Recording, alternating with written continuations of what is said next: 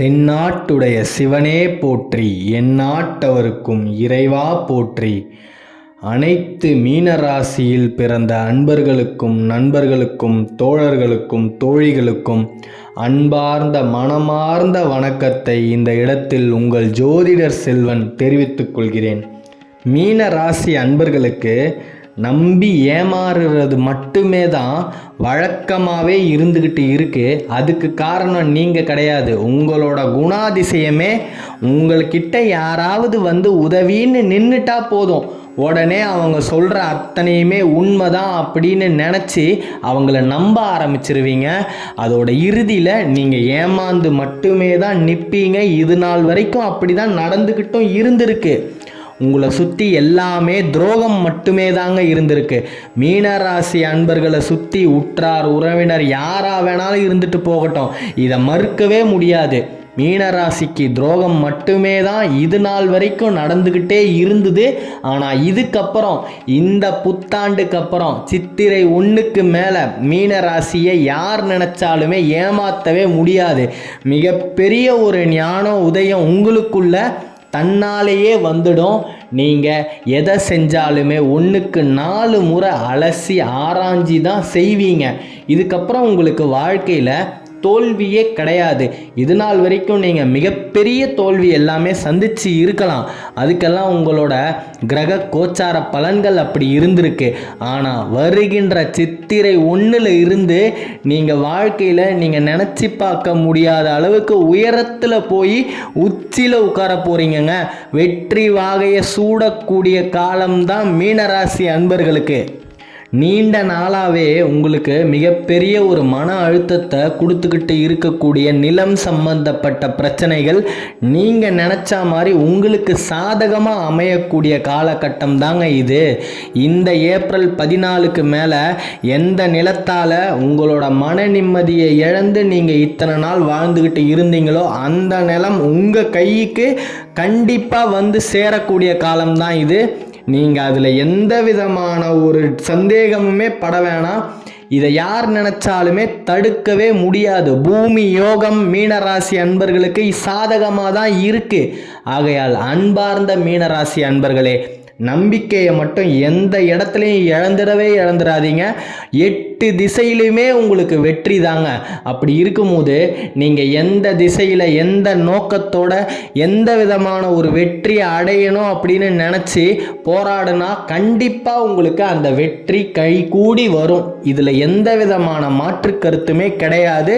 இந்த பிரபஞ்சமே உங்கள் பக்கம்தாங்க. அப்படி இருக்கும்போது உங்களுக்கு எதிராக எந்த ஒரு தீய சக்தியாலேயுமே ஒரு கெட்ட வேலையை பண்ணவே முடியாது. இந்த பிரபஞ்சமே உங்களுக்கு சாதகமாக இருக்குது. 9 கிரகங்களும் உங்களுக்கு சாதகமாக தான் இருக்குது. இது எல்லாத்தையும் விட பெருமாளோட அனுகிரகம் உங்களுக்கு 100% சாதகமாக இருக்குதுங்க.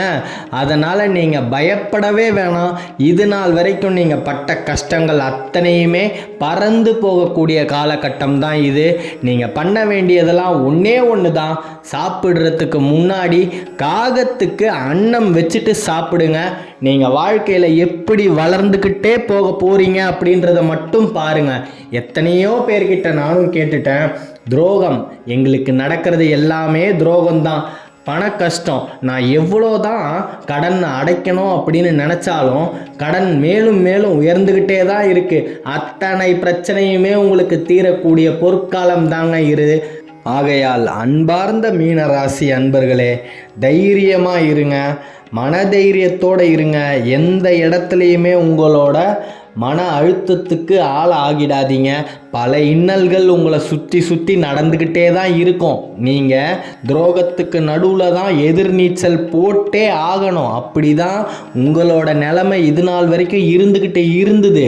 அது எல்லாமே மாறக்கூடிய ஒரு பொற்காலம் தாங்க இது. 16 செல்வமும் பெற்று நீங்கள் பெருவாழ்வு வாழ்கிறத யார் நினச்சாலுமே தடுக்க முடியாதுங்க. சிகரத்தோட உச்சியில் ஏறி நீங்கள் உட்கார போகிறீங்கங்க. இது நாள் வரைக்கும் நீங்கள் கண்ட கனவு எல்லாமே பகல் கனவாக போகியிருக்கலாம். ஆனால் அது அத்தனையுமே பலிக்கக்கூடிய ஒரு பொன்னான காலம்தான் இந்த நடந்துக்கிட்டு இருக்கக்கூடிய தமிழ் புத்தாண்டுக்கு பிறகு வரக்கூடிய காலம். ஆகையால் அன்பார்ந்த மீனராசி அன்பர்களே, தைரியத்தோடு இருங்க. இது நாள் வரைக்கும் நீங்கள் வேலை தேடிக்கிட்டு இருந்திருப்பீங்க.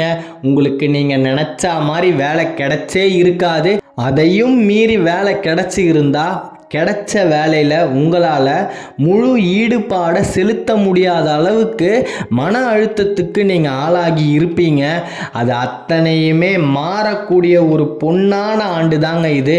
நீங்கள் எந்த வேலையை எதிர்பார்த்து இத்தனை நாள் காத்துக்கிட்டு இருந்தீங்களோ அந்த வேலை உங்களை தேடி வரப்போகுதுங்க. அஷ்டலக்ஷ்மியுமே உங்களை தேடி உங்கள் வீட்டு வாசலில் வந்து நிற்கக்கூடிய ஒரு பொன்னான ஆண்டுங்க இது. ஆகையால் எந்த இடத்துலையுமே தெய்வ நம்பிக்கையை மட்டும் இழந்துடவே வேணாம். நீங்கள் இத்தனை நாள் எப்படி தெய்வத்தை வழிபட்டுக்கிட்டு இருந்தீங்களோ அதை அப்படியே தொடருங்க. இந்த மாதிரி நேரத்தில் தான் நீங்கள் இன்னமும் மன வலிமையாக இருக்கணும். நீங்கள் போய்கொண்டு இருக்கக்கூடிய பாதை நேர் வழி தான். குறுக்கு வழியே உங்களுக்கு பிடிக்காது. குறுக்கு வழியில் யார் நடந்தாலுமே அவங்கக்கிட்ட இருந்து ஒரு 10 அடி தள்ளி தான் நீங்கள் இருப்பீங்க. அவங்கக்கிட்ட ரொம்ப நெருக்கமாக இருக்கவே மாட்டீங்க.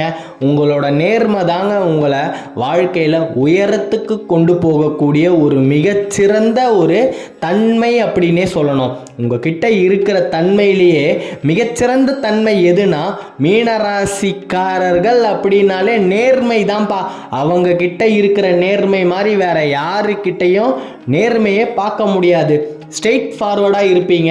அதுதான் உங்களுக்கு வினையாகவே வந்து அமையும் பல நேரங்களில். அதனால தான் நீங்கள் மன அழுத்தத்துக்கு ஆளாகவே கூடாது. நீங்கள் நேர் வழியில் நடக்கிறீங்க அப்படின்னா அது இன்னைக்கு உங்களுக்கு உதவலை அப்படின்னாலும் என்னைக்கோ ஒரு நாள் கண்டிப்பாக உங்களை அது மேன்மேலும் உயர்த்தி கொண்டே தான் போகும். அப்படின்றதுல எந்த விதமான ஒரு மாற்று கருத்துமே கிடையாதுங்க. ஆகையால் அன்பார்ந்த மீனராசி அன்பர்களே, செவ்வாய்க்கிழமை தோறும் முருகனோட ஆலயத்தில் போய் அவர் முன்னாடி நின்று உங்களோட அனைத்து கஷ்டங்களையுமே நீங்கள் அவர்கிட்ட ஒப்படைச்சிட்டு உங்களோட வாழ்க்கையை நீங்கள் வெற்றிகரமாக வாழ தொடங்கி பாருங்கள். அந்த முருகனோட வேல் உங்களுக்கு முன்னாடி வந்து நின்று பாதுகாக்குங்க உங்களை. அந்த வேலுக்கு முன்னாடி எந்த விதமான ஒரு தீய சக்தியோட செயலுமே எடுபடாமல் போகும் அப்படின்றது உங்களுக்கு நல்லாவே தெரியும். தெரிஞ்சு இருந்தும் ஏன் இன்னமும் முருகனோட ஆலயத்துக்கு உங்களால் போக முடியல? அந்த அளவுக்கு உங்களை சுற்றி நடந்துக்கிட்டு இருக்கிற செயல்கள் தான் காரணம். முருகனோட ஆலயத்துக்கு போக முடியலனாலும் பரவாயில்லை, உங்களோட வீட்டில் உங்களோட பூஜை அறைக்கு முன்னாடி ஒரு 2 நிமிஷம் அந்த முருகனோட முகத்தை பார்த்து உங்ககிட்ட இருக்கிற அனைத்து பாரத்தையும் அவர்கிட்ட கொட்டுங்க. அவரு அதை தான் எதிர்பார்க்குறாரு.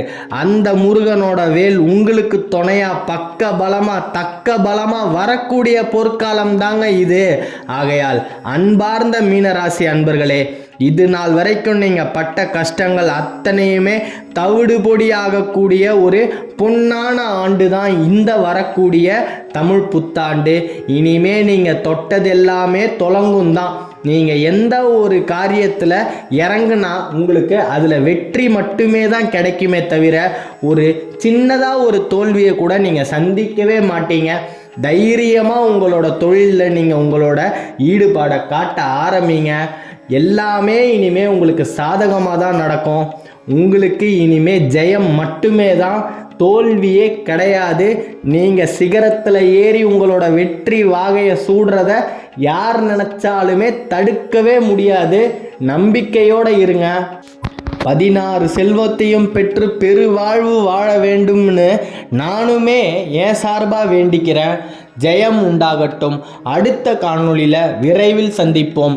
மீனராசியை பற்றி நீங்கள் தொடர்ந்து தெரிஞ்சுக்கணும் அப்படின்னா இந்த சேனலை சப்ஸ்கிரைப் பண்ணிக்கோங்க. தென்னாட்டுடைய சிவனே போற்றி, எந்நாட்டவருக்கும் இறைவா போற்றி. நன்றி.